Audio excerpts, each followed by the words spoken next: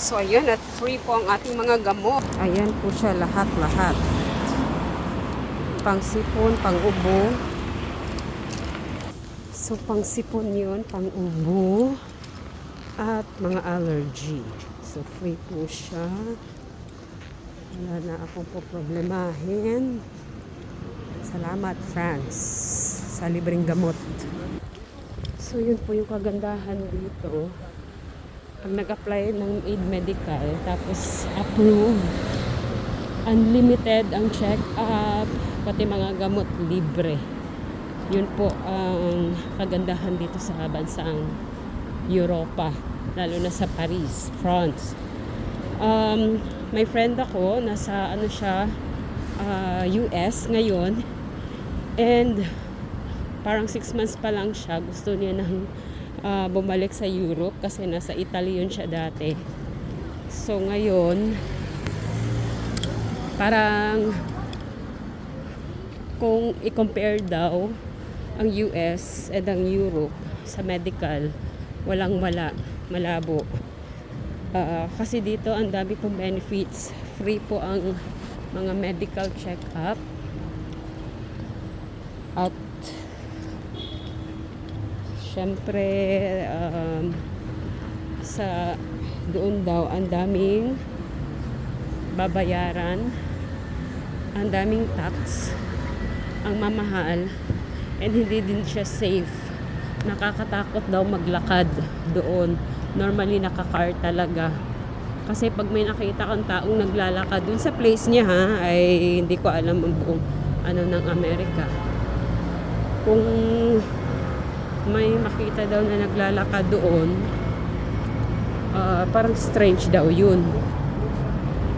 So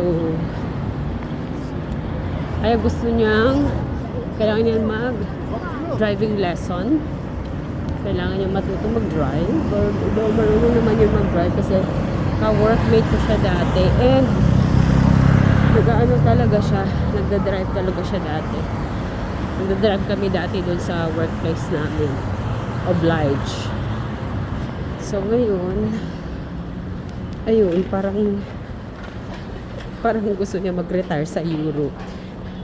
Hindi doon sa US.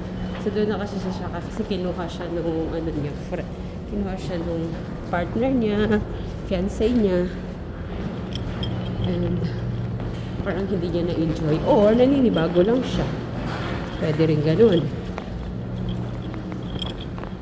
So far, kami dito sa Paris, very, kami dito, lucky.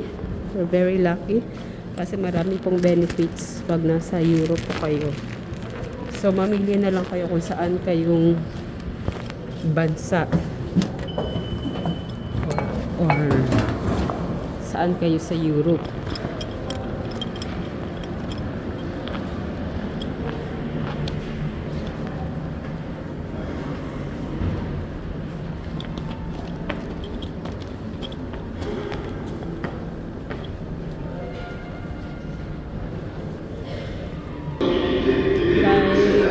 Ako dito, naka-5 taon na.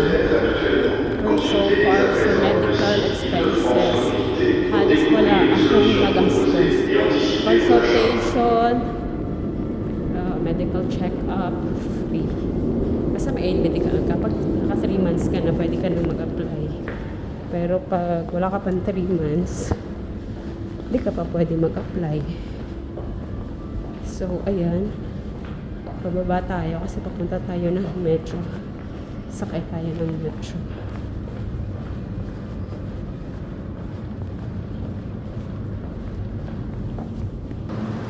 Sakay tayo dito ng 5 minutes kasi naiwan ako ng tren.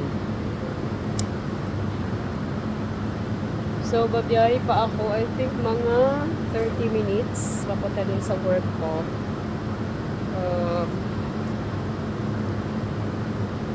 Mainit na. Mainit. So, ayun. I'm so glad na free yung mga medical. Free siya. Thank you. So, pa-expire na yung card ko. 2 months na lang ata. Expire na siya. So, wala na. Kailangan ko na siyang gamitin. Next month, kung if ever man magpa-check up ako, may bayad. Next year, if ever man magpa-check up ako, may bayad na yun. Kasi wala na akong card. Expired na siya.